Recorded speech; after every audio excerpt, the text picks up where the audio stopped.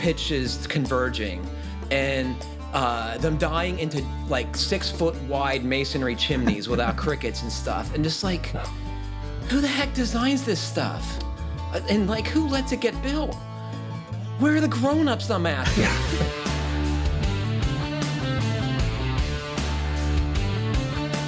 Welcome to the Fine Homebuilding Podcast, a regular discussion of building, remodeling, and design topics aimed at anybody who cares deeply about the craft and science of working on houses.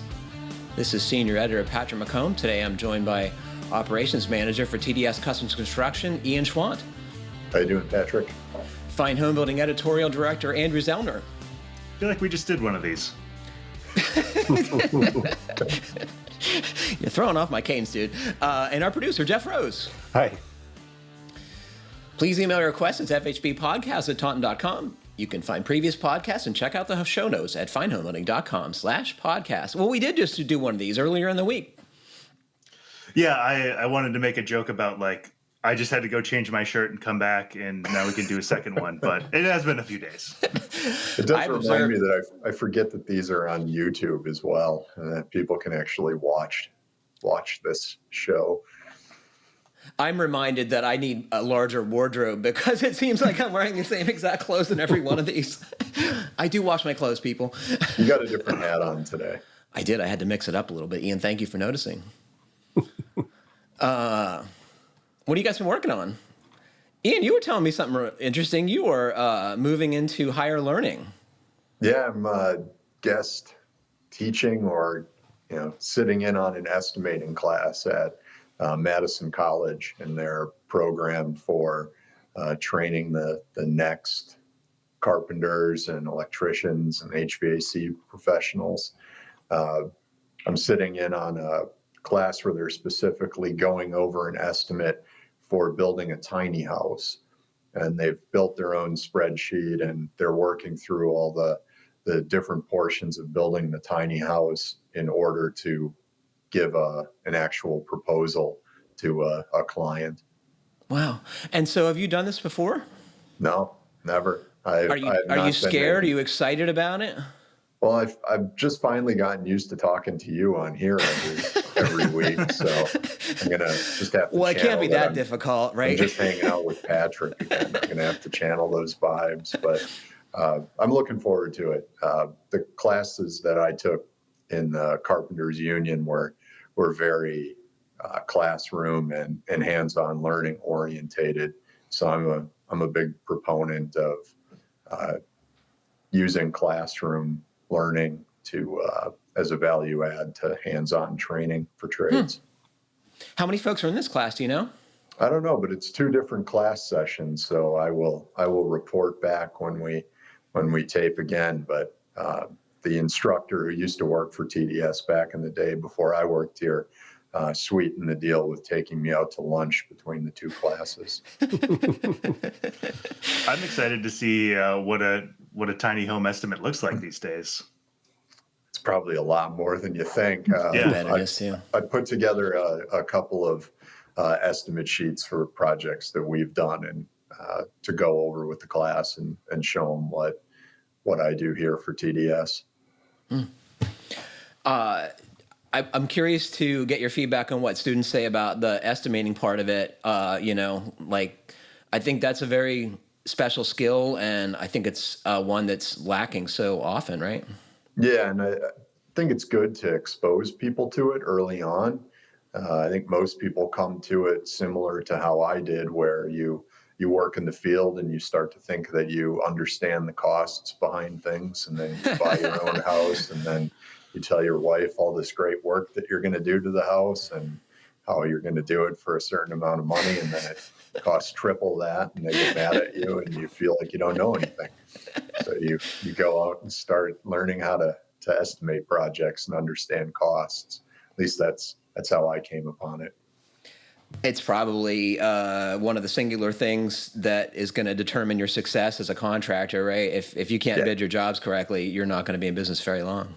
Yeah, and I think it caps the ability of a lot of tradespeople to move up within companies or go out and start their own companies, is just the amount of work it takes to get a client to sign on with you and trust you with ever increasing sums of their money. Mm-hmm. What have you been doing lately, Andrew? I'm scheming to replace my 100-year-old gravity furnace in between the time when we stop using it, which right now is looking probably like early June, and when we need to start using it again, which is like mid-September. Can I interrupt you for a sec? So you've mentioned gravity furnace several times on the podcast, and I'm not sure everyone knows what that is, and I have neglected to bring it up because it's something I'm familiar with. Can you briefly explain what's going on there? Yeah, so gravity furnace basically functions under the assumption that heat will rise. And so, traditionally with ductwork for a gravity furnace, it's much larger because you need, that volume to have air be able to rise. My house is sort of an anomaly in the gravity furnace world in that we literally just have like a 3-foot by 3-foot vent in the middle of our first floor. And that's the only active heating in our entire house. We do have electric baseboard in the bedrooms upstairs. Do you use that stuff, Andrew? No, not at all. It's too expensive, right? It's expensive, and the folks who owned the home before us actually just had the gravity furnace. And when we were doing our mortgage paperwork, they're like, "Hey, without any heating in the bedrooms, this isn't these don't count as bedrooms." So we installed electric baseboard, sort of like it was in my mind, it was sort of like a closing cost. But we haven't used them at all. So, and do you have similar holes cut in the floor as return registers? That's what I've seen. So there's only one return register in the third floor, but it was blocked off when we moved in. And how does the system work? Does it keep the house comfortable? Yeah, it keeps the house comfortable. Like the upstairs will feel warmer than the downstairs often. If you stand in front of the stairway, you're like being blasted by heat, which is like, it's nice to, have a spot to warm up if you get cold. And yeah, it's, and then if you sleep with the bedroom door closed at night, like we do, it gets chilly, but I run hot and we've got a heated mattress pad for very cold nights. So it's worked well so far, except that every month I get an email from my utility provider saying, just so you know, you've used 50% more gas than anyone else on your block, and your bill will reflect that. Does that make you feel bad? Do you feel like they're picking on you?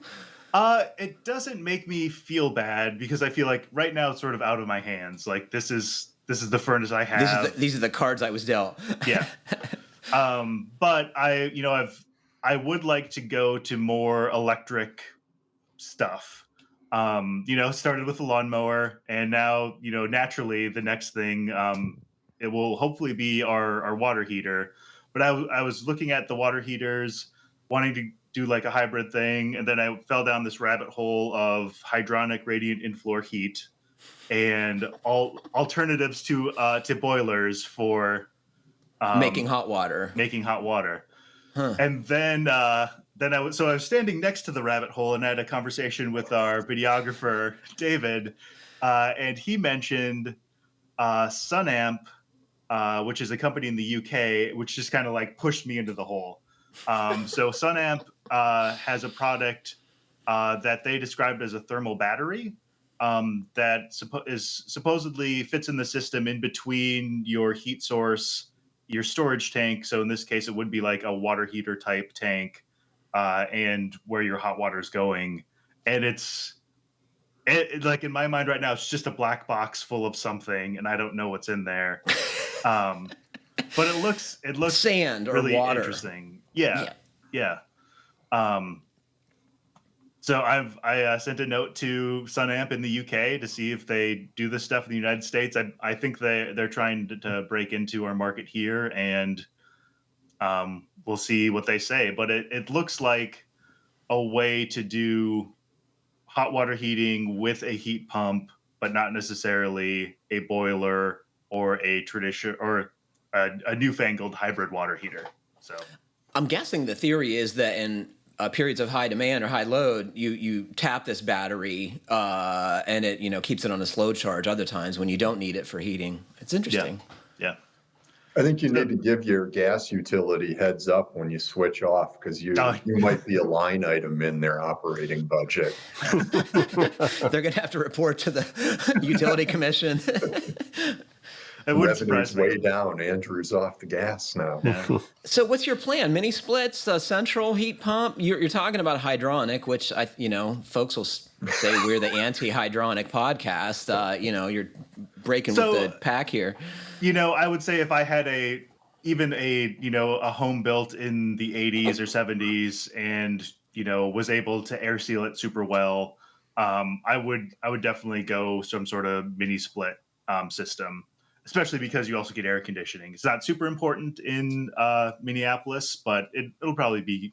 It's nice to have air conditioning on those days during the summer. It'll get it in the 90s and with 90% humidity in July and August, right? Yeah. And we've got some window units we use that are like sized for the whole house, but they're not elegant and they're not super user friendly. And I've got to lug them up from the basement and install them. But my house was built in 1906. It's probably I want to do a blower door test. I'm ready to be floored by my air changes per hour, and it feels like the path of least resistance, no electrical puns intended, is doing something that's powered by electricity. I've signed up for the Excel has a wind and solar power program, so like I pay an extra 2% on my electric bill, and it's all renewable power. Renewable power. I actually got a rebate last year because they charged me too much, and renewable power prices went down. Cool. So in my mind, I'm thinking I've got renewable power, do something with electric to heat my house. And radiant seems like the way to go if I'm not able to air seal everything as well as I should. So I'm still in the planning phase, need to do some heat loss calculations, size my radiant system, and think, weigh those costs versus air sealing the house. And like in particular, I'm worried about my exterior sheathing, because right now it's a layer of asbestos shakes, and then the original cedar siding, and then just like board sheathing. And there's definitely like air moving through that wall. So yeah. As an aside, I went to the Dow paint farm one time, and the longest lasting sample of siding they had was something from the 50s, and it was asbestos with alkyd paint on it, and it looked brand new.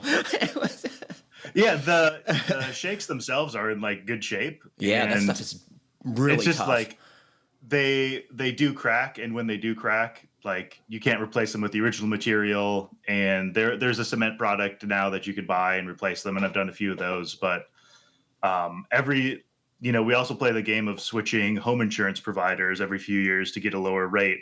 And every time they do, they're like, well, your house is covered in asbestos and we can't insure you. And I have to say, like, well, that means it's never going to burn down, right? Like asbestos is like the longest lasting material in the world. So, yeah. Wow, old house problems. I can't wait to hear more about this, because I think, as you suggest, this is something that's so common, right? There's tons of houses like yours throughout the country, and making them efficient is hard. Andrew, do you find that you have like a 10-day window to get those air conditioners taken back out of your windows so that it doesn't go from 90 to like 20 degrees out and you get even more heat loss? I don't know. So when the first year we were here, they were we moved in the summer, they were installed when we moved in, and like I left them in probably until like mid-October, which was too long. Yeah. But then the next year I like took them out sort of September 1st, and then we had just like a heat wave all through September and October. So it's not a great system, and I leave giant holes in my house all the time, and I'm sure there are giant holes in my house that I don't even know about. So yeah, that's real upper Midwest living. Pull the air conditioner out too early and then have a month-long heat wave. That happens here too in New England. I leave them in too long usually because I don't want to be hot. Yeah. Well, we should get to some feedback here. This comes from our friend Mike Guertin. Hey, Patrick, I thought you knew what CBTC was from 95 to 99. The Construction Business and Technology Conference was the name of what we now know as JLC Live. The tagline was JLC Live. Eventually, they just went with JLC Live. Ask 20 attendees what JLC Live stands for, and most won't know. They just know it's a great show. So we did hear from Mike Lombardi, our plumber friend, in response to Perry's query on his basement ejector pump. Hey, Patrick, my recovery is going well. I should say that Mike fell trying to get out of or into the back of his van and broke his leg really badly, and he's still on the mend. So our best wishes for a full recovery, Mike. He says, I'm very close enough to have knee flexion again to be able to drive soon. I expect to be hovering or even getting in Tyson's way in a week or two. Tyson is his coworker. Several questions for the homeowner and some thoughts regarding the issue based on the information provided. What's the age of the drain waste vent system and the sewage ejector? Is the ejector part of the original system? Is the home 1 or 2 stories? Do the basement fixtures drain/flush normally? Any recent indoor remodeling or outdoor excavation? What type of drain waste piping is there throughout the basement and onto the septic tank? Has the gurgling always been an issue? Any odor associated with the gurgling? Has the septic tank been inspected, maintained? Many times the gurgling can be traced to a blocked plumbing vent, a dipper belly in the indoor or outdoor main drain vent piping, or fully or partially blocked drain. The issue could be as simple as a clogged branch vent or vent stack, or the septic tank needs pumped. It could also be a blocked, slow, or bellied drain. They act differently depending on the fixture discharge rates. A modern toilet flush gradually sends 1.5 to 3 gallons into the drain waste vent system. A sewage ejector will forcefully put up to 10 times that amount of effluent into a main drain line rather quickly. This can overwhelm suspect drain piping or flood the atmospheric venting and send burps of air throughout the drain waste vent system, causing gurgling. A failed main or individual fixture vent would cause trap siphoning as if ejector forced effluent passed by, not gurgling or burping. Another sign of a venting issue would be with the basement fixtures. An ejector tank won't fill if the air in the tank can't escape. Those fixtures would drain very slowly if the ejector tank vent were clogged. So here's a good indication of when you're so knowledgeable about something, you know what questions to ask. We had no idea what questions to ask of this podcast listener, right? I think we need an opening segment of the podcast where people write in and explain why we're wrong. It could be like the Mike Guertin fact-checking part. Yeah, we need podcast. like a Mike Guertin YouTube response video to every podcast we do. Oh my gosh, that would be fantastic. I do like the question, has the gurgling always been an issue? I feel like that would be a good phrase to put on the back of like a plumber's shirt.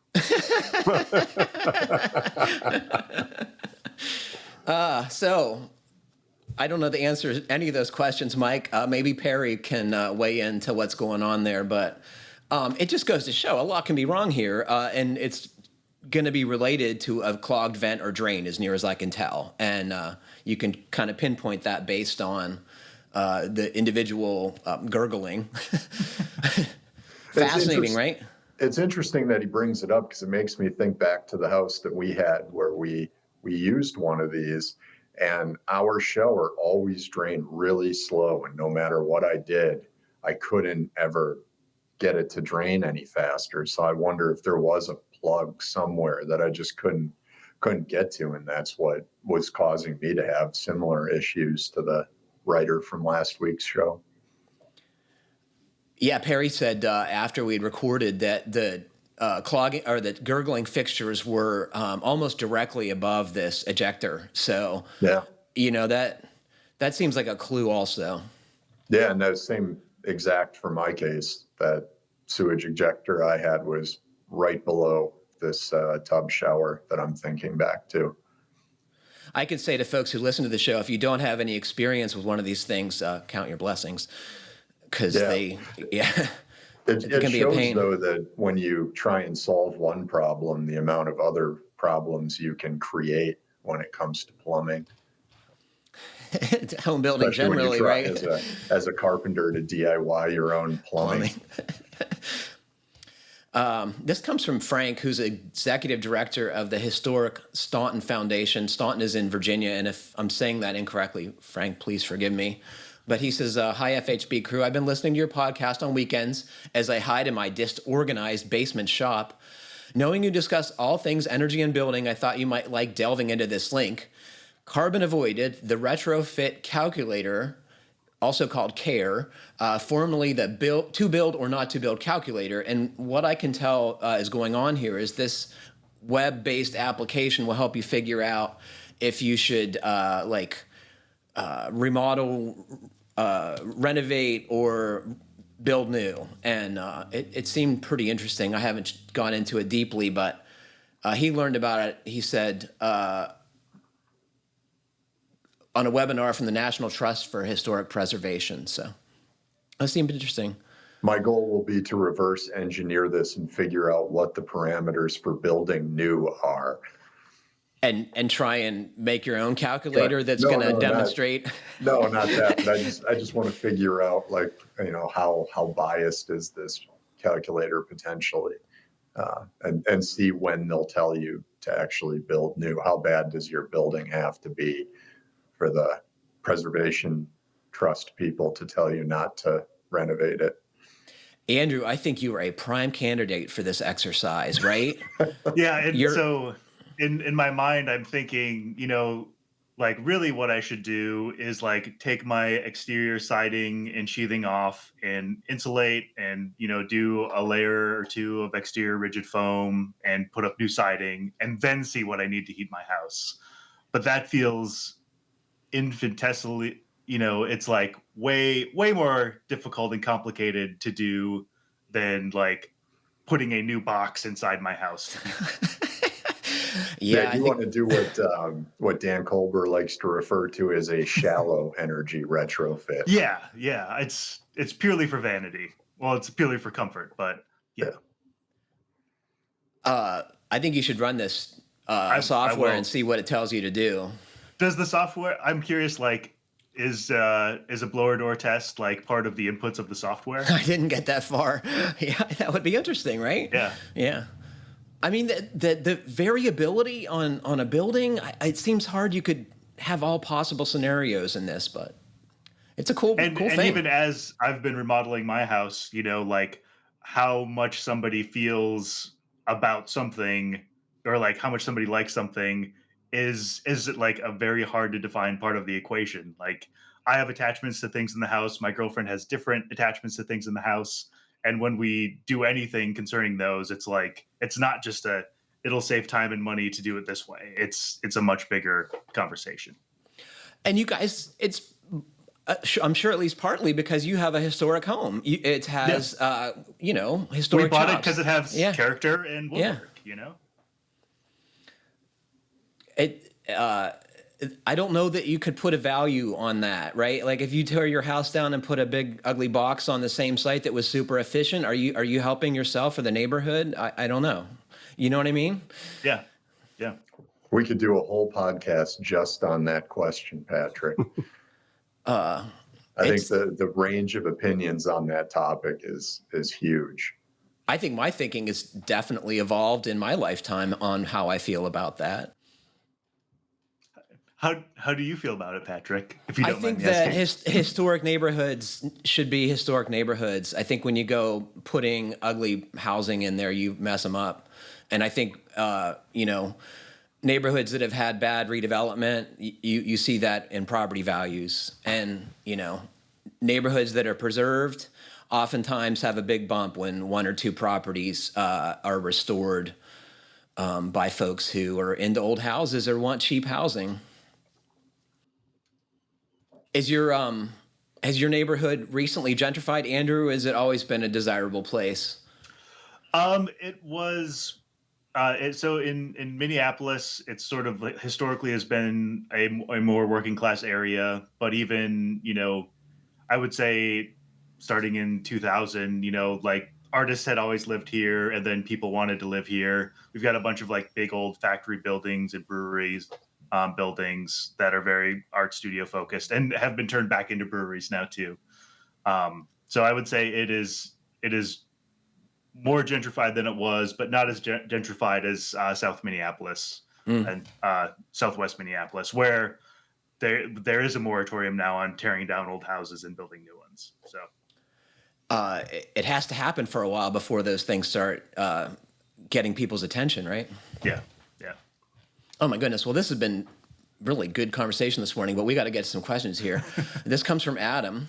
Adam has a good one here. Yes, he does. Hello, this FHB might podcast. be my favorite question you've ever had. Good. I've been listening to the show for a couple of years now since I made the still debatable decision to build my own house, which we are designing as I write this. I am an owner-builder living in a trailer on a few acres surrounded by Douglas fir, half of which we milled 4 years ago on site with a portable mill, stickered and air-dried. I've included an inventory below. We hope to use as much as we can on this build, which is going to be a 2-story cape, approximately 48 by 28. The first problem is that when we milled the wood, we put together a hasty cut list with very little experience to go on, so the inventory isn't ideal. Second problem is the portable mill isn't as precise as we had hoped, and as a result, there was a lot of dimensional variation, up to a 1/4 inch difference in width and thickness, even along a single board. So my question is, how would this best be used in the house construction? For our initial design, we had delusions of grandeur about building a timber frame home on our first try. Well, we've come down off that horse and decided to go with a hybrid system, using timber posts and beams to support the second floor and surround that with 2x6 frame box. I may use traditional timber joinery in a couple visible places near the entry, but otherwise I'm sticking with steel plates.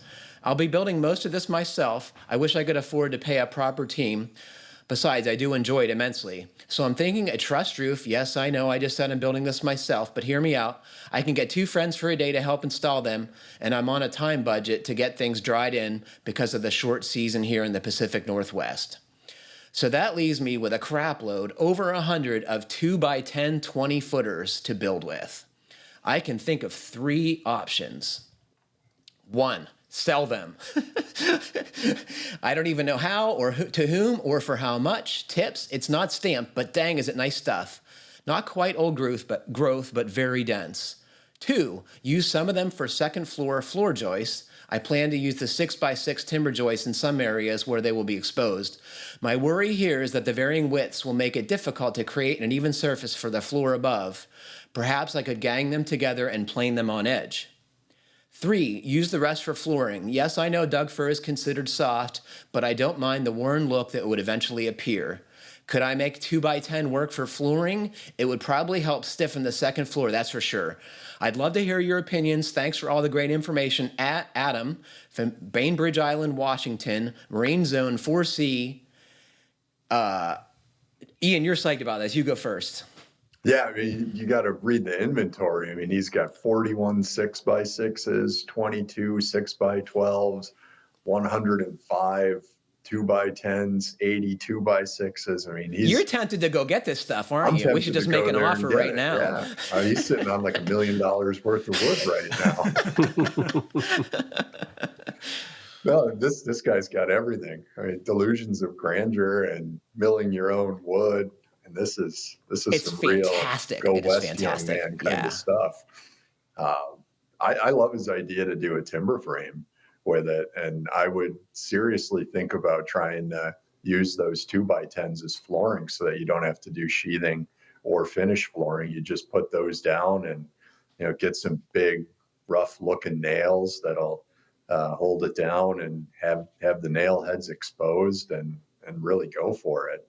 And then when you look up from the first floor, you also get to see all that wonderful 2x10. When I took the Shelter Institute's online timber framing course, and one of the things they say is if you like wood, which I do, you can also like pre-sheathe your roof structure with it. So you also see that when you look up into your vaulted timber frame ceiling.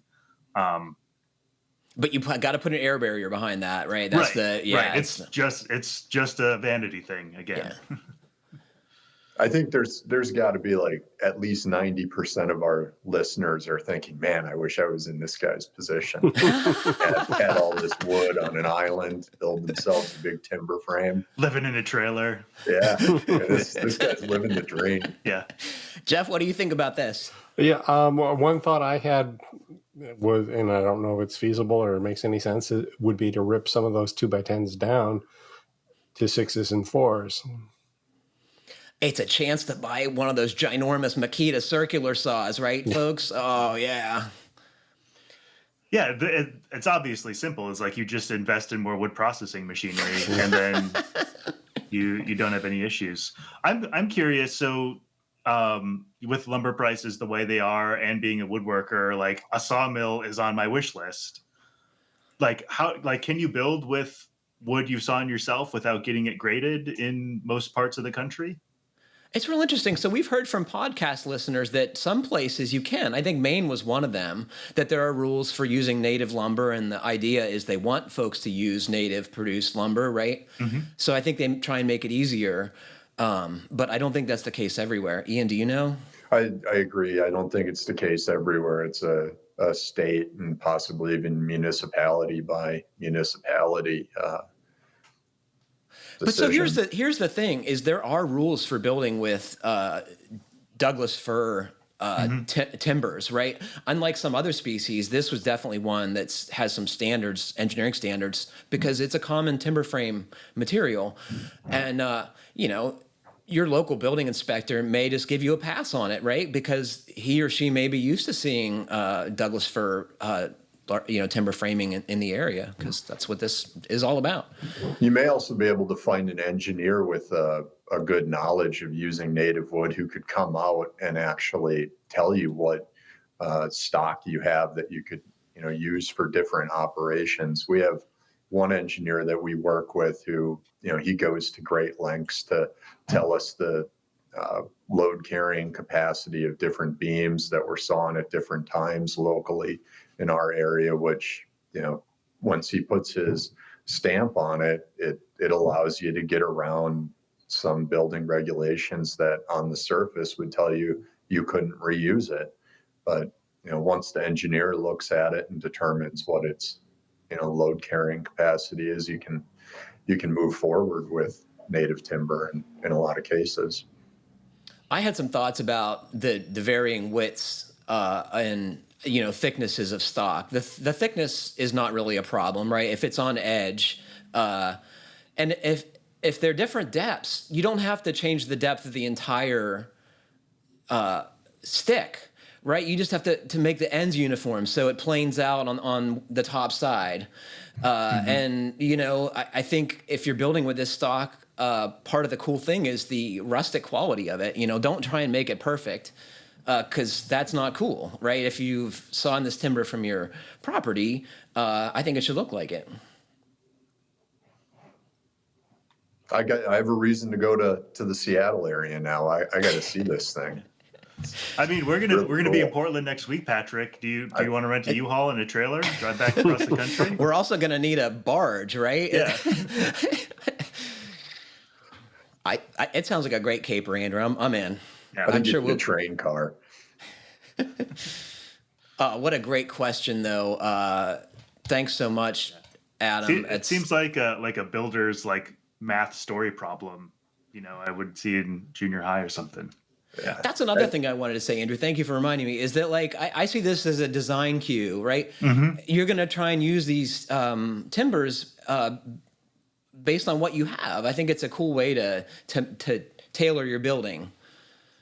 Worst case scenario, he can abandon the house and just build himself a really awesome shop out of it all. Oh yeah, that's the great way to get out of this is you just build a great shop and then you use that shop to build the house. Yeah. Well, please keep us posted, Adam, because I'm sure all of our listeners are going to be curious how this shakes out. We'll be back with more right after this. Finishing your basement is the fastest and least expensive way to add living space and value to your home. And to do it right, you'll need basement doors and egress window wells. Bilco basement doors and window wells add light, ventilation, and code-compliant emergency egress to lower-level living areas, making them as warm, safe, and comfortable as any room in the home. Basement doors are available with a factory-applied powder coat paint and finish in a number of standard colors to complement any home. To learn how to get more out of your basement with Bilco products, visit bilco.com. If you run a home service business like painting, contracting, lawn care, or cleaning, your to-do list is endless. From hiring staff to mountains of paperwork, not to mention doing the actual work that pays the bills. Jobber is a mobile and online app that helps you organize your business and look professional. With Jobber, you can quote jobs, schedule your crew, invoice, and get paid all in one place. Try it free today at getjobber.com/finehomebuilding. This comes from Alex. I'm very excited to finally have a question that rises to your level of expertise. I have a customer looking to preserve a very old limestone farmhouse. It is in surprisingly good shape, other than a few alterations for storing farm equipment.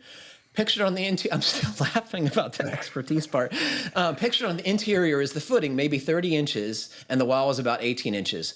At grade, it's maybe buried 12 to 18 inches below the soil level. You can see the top of the footing exposed on the interior. The goal this year would be to grade the area that surrounds it to protect it from water and attempt to protect the footing from frost. As the building will be unheated, I suppose the theory is akin to piling leaves on flowers inside and out. The drawings I see for this have the insulation running under the foundation. That's obviously not feasible. Does this work? Does it work if it's applied to the interior and horizontally to the exterior, but not under the footing? Maybe I'm looking for more discussion and your thoughts. Also, when this building is heated, say with an in-floor heat, would minimizing the insulation under the slab increase the effectiveness of these foundations? I live in southeast Minnesota. It gets very cold. I'd estimate the building to be 150-ish years old. It's so rare to see one with an intact roof. Overall, there's very little structural damage. The fact that the original decorative part is intact makes me very optimistic. So I haven't said this is a masonry building, right? It's not just a limestone foundation. It's the entire building is limestone. And then they have like stucco parge on it, right? Who wants to describe it? Or its condition, maybe? I was surprised. I looked at the picture and then I saw surprisingly good shape, and it didn't appear to be in surprisingly good shape. You felt a disconnect. Yeah. What about you, Ian? Did you have a disconnect between the described condition of this building and the photographs? So you did a really good job of staging the photographs in that email. Like, you gave us the best photo first.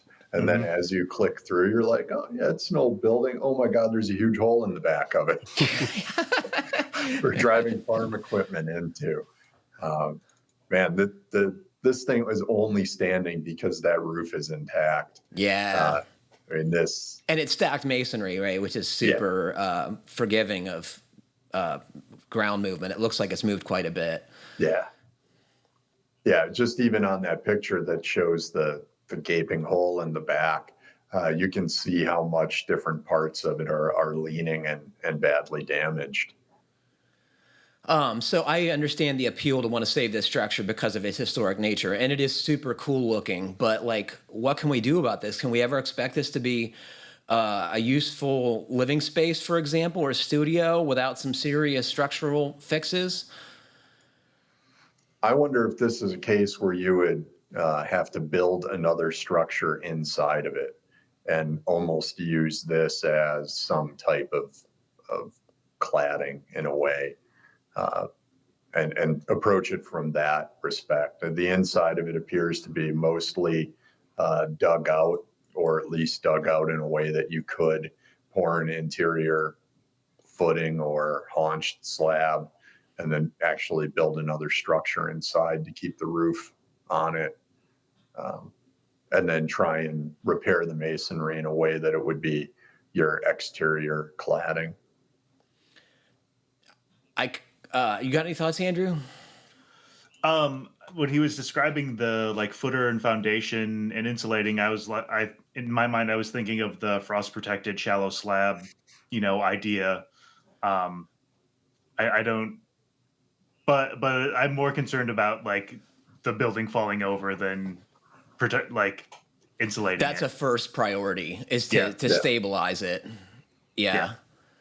I think Alex is thinking that part of the building's troubles may be that the footing is not sufficiently protected from frost, and it's exacerbated because the barn has never been heated, right? So it's gonna move with the frost heaving. I would love to get a masonry conservator here to have a peek at this thing because it's specialty work for sure. Yeah, I know Mason Lord listens to the podcast, so I should send him these pictures because he's done a lot of work at, I think it was Lyndhurst in the preservation department there. Be interested to see what he thinks of a structure like this and how best to preserve it. We do in the Twin Cities here, because he's in Minnesota, we've got a company called the Building Restoration Corporation that does all of like the large scale, governor's mansion, like old buildings in the cities, restoration that like this seems like a weekend project for one of their like good guys, but Somebody whose desire to save this building is beyond their yeah. It's an interest. As much as we like to play experts on a podcast, I think a real expert is what you need here. Here. I think so too, because you could screw this up.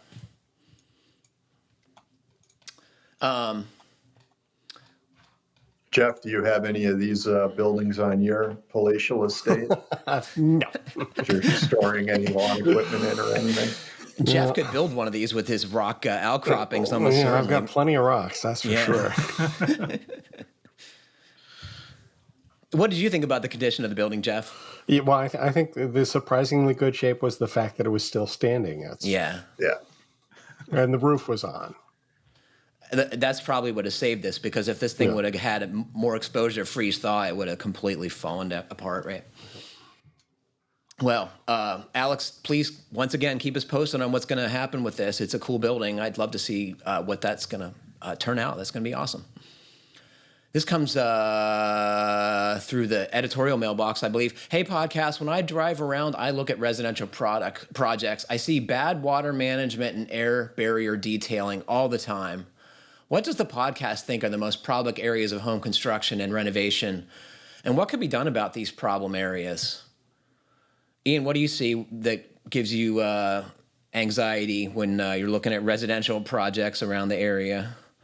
Just any of the flashing details around doors and windows, and just not. Do you think that's gotten better in your lifetime? Or? I think it's definitely gotten better in my lifetime. I think back to just even when I was an installer for Pella Windows briefly. Cut the X on the house wrap and pop it in there. Just how little we were doing at the time, 20, 22, 23 years ago to what I did now with my house, or to what regularly is shown in Fine Homebuilding magazine or in any of the videos that are posted to the website. But it's still something that I think a lot of people don't put that much attention to, or do the same thing they did 20 years ago. And I like to say we live in a golden age of building materials. There's so many different things out there that you can get your hands on to flash these openings really well. It makes it much easier, right? Not that long ago, you had to be a metalsmith, a tinsmith, right, to make your flashings, Andrew, do you see stuff that drives you crazy? I do. It's sort of like, it drives me crazy from a cost perspective. Like the difference between a terrible house and a pretty good house is like 10% in materials and time.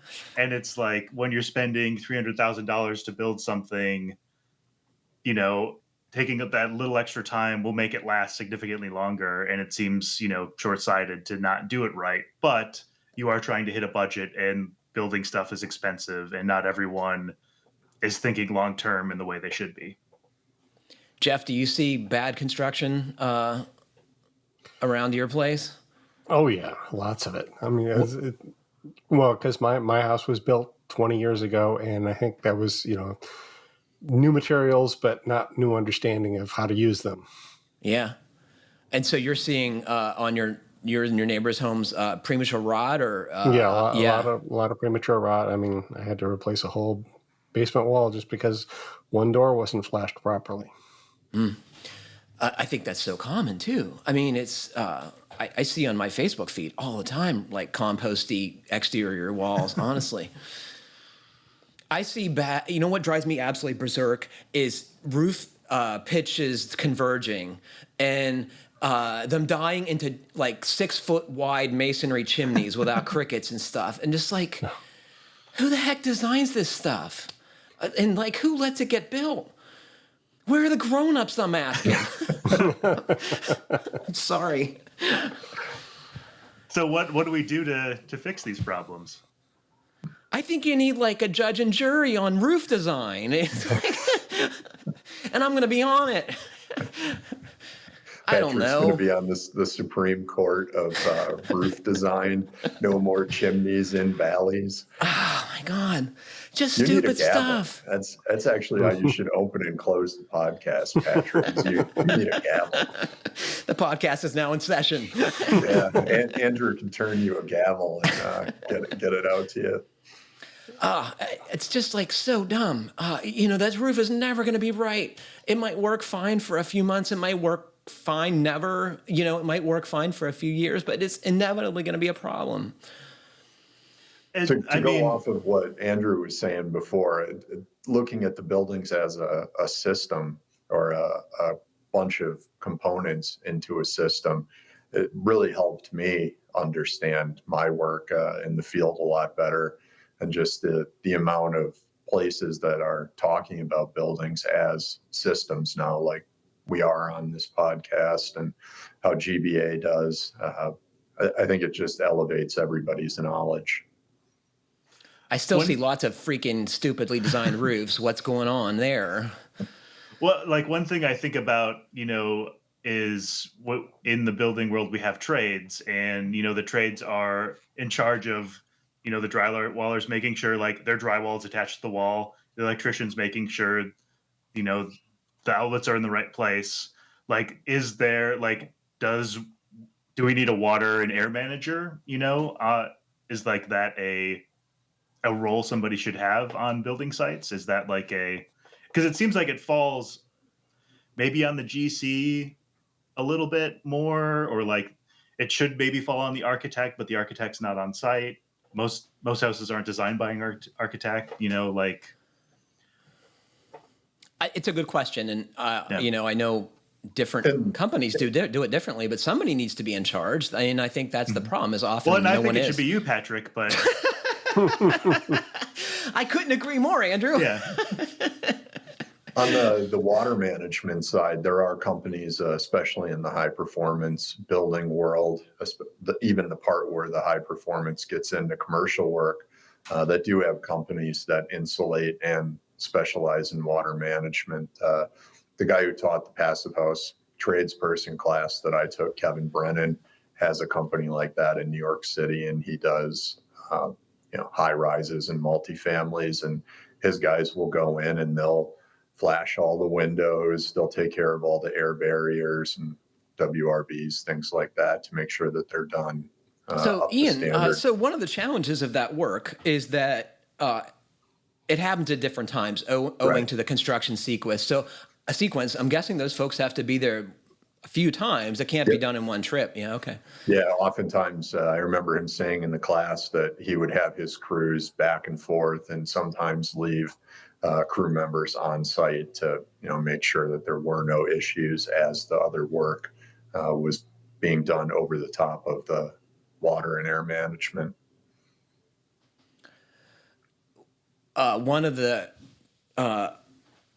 articles I remember on the subject was a JLC feature that I saw years and years ago. One of the first times I read about someone whose job this was, and they referred to themselves as an air sealing specialist, and you can guess the acronym, and it seems all too fitting for a role that I might take on,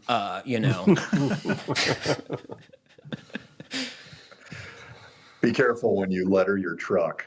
That's all I gotta say. I guess bad design is the thing that drives me nuts. Like, it's bad training that makes window flashing bad. That could be fixed with someone who cares. But, buildings that are badly designed from the start, and it seems like architects of the greatest note seem to have some of the biggest problems in this area, which is kind of inexplicable to me. I hope you receive a nice email rant from Steve Basic about poor designed houses. I think that would be a nice break from Mike Guertin telling us what we've gotten wrong. Let's get more people writing in. I want Mike to write in every opportunity to tell us what we're getting wrong, he's though. Getting his own segment. That's it. We're gonna work him into the beginning. So do you think Steve also takes issue with stupidly designed buildings? I'm guessing, right? Yeah, a lot of his Instagram posts that I personally enjoy are him going around and explaining future failures on buildings that he sees while driving around. And a lot of it is, like you said, masonry chimneys without a cricket or ending up in valleys and things of that nature. All of this talk about driving around and looking at projects makes me feel like there's sort of like the construction industry needs a Batman with, a metal brake and a Batmobile and cans of spray foam on his belt or something. That's hilarious. Absolutely. Which I think is a more approachable role for you, Patrick, than overseeing all of the houses in the world. Do I get a cape? Yeah, you definitely get a cape. Oh, that's fantastic. I'll have to think about what I want on my utility belt. Oh, it's so good.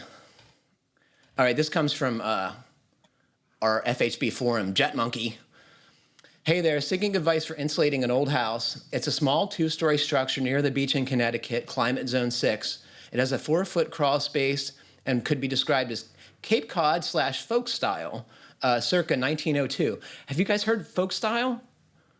I'm picturing like a gingerbread clad kind of Hansel and Gretel, Witch in the Woods type house. You're nodding your head, Andrew. That seems legit to you? Yeah, and I was going to make a joke about that's when your joists aren't all the same width.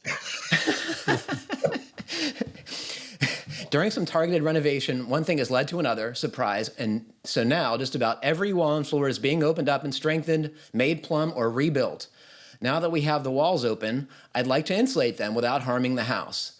Some key points: the exterior has cedar shingles with Tyvek house wrap underneath, and he puts in parentheses, rain screen, over the original sheathing boards. The insulation material is mineral wool. The original studs are a true 4 inches. In addition to this, some new studs have been added to straighten / plumb some walls, whereby the old studs lean out and thus create even more of a gap behind the new studs. And so he put a little drawing of what he's talking about here. And if you can imagine a new stud being installed tight to the top of the exterior wall or tight to the bottom, and then correspondingly the other end is spaced away to make the wall plumb, which was leaning in its existing condition. Was that clear? Did that sound like you can understand that? And so he's attaching studs to the existing top and bottom plates? That I'm not sure, or maybe he's nailing to the studs. My guess is they're sistered to the studs, but pulled plumb so that you have a straight surface to hang cabinets on or do trim or whatever. He says, based on prior research, I think that mineral wool insulation alleviates much concern about trapping moisture in the walls to a large degree. But if I use 3.5-inch insulation for modern 2x4 stud walls, then there will be 1.5 to 2 inches gap between the insulation and the sheathing, again due to the stud configuration. I was first going to intentionally leave this gap as an air channel to assist with potential drying, but now I'm not sure if that's needed or if that's necessarily what I want, as I think it may downgrade the insulation's effectiveness because it won't be directly against the sheathing. Any thoughts? Lastly, I'm considering adding a vapor retarder, not barrier. My candidates are Aquabar B, Smart Barrier, vapor retarder paint on drywall after it's installed, D, nothing. Okay, well, what do we think? This is a common scenario. It is. I would dense pack it with cellulose. Does it worry you about having board sheathing, Ian?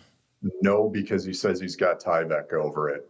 And I would like to think that the dense pack cellulose would be able to handle a little bit of moisture. And he's already thinking about making it so that it can, have the smart vapor barrier retarder on the inside. So I think that's one option that he would have.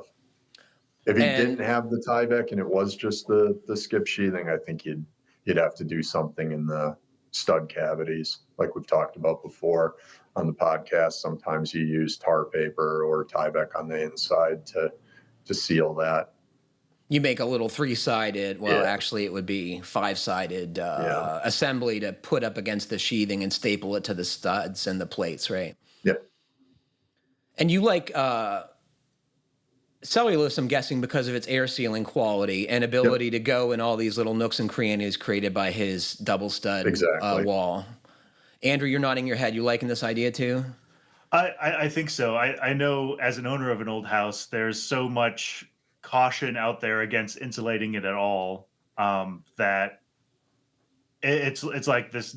There's a nuance there. It's like, not that you shouldn't insulate an old house, but you just have to do it correctly. And I think what Ian's talking about here is a safe approach. It might not be as airtight as a new build, but it's much better than the alternative of having no insulation or the wrong insulation and your walls rotting.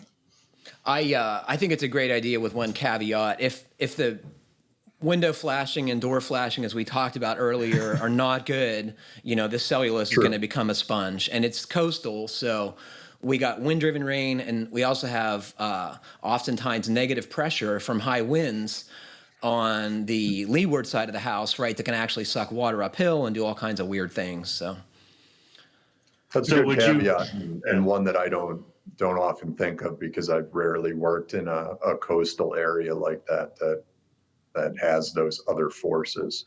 Well, down here in Greenwich, we get some serious winds. I'm the first to admit it. Would you use a different insulation material than Patrick? God, this is a tough one. I don't know. If I thought the insulation details were good, if I had done them or seen them done, I would say you could rely on that. I love the idea of mineral wool because it is so forgiving. It's drying potential, but it's not a good air barrier. So you're going to have to figure that out. And these weird cavities created by the two studs, that complicates it, right? Because now your small air leak is not just communicating with one stud bay; it's throughout the entire wall. So that's a problem potentially. So what do? I don't know. I think you have to, air seal with spray can foam as much as you can to kind of seal up those big gaps between cavities. I like the idea of sticking with the mineral wool. It's something you can do yourself. Ian's dense pack system is going to have to be done by somebody who knows what they're doing and is good at it. Or someone who does what I did and reads all the articles and forum things on GBA and just says, I'll wing it. You did your own? Yeah, I did my own. Yeah.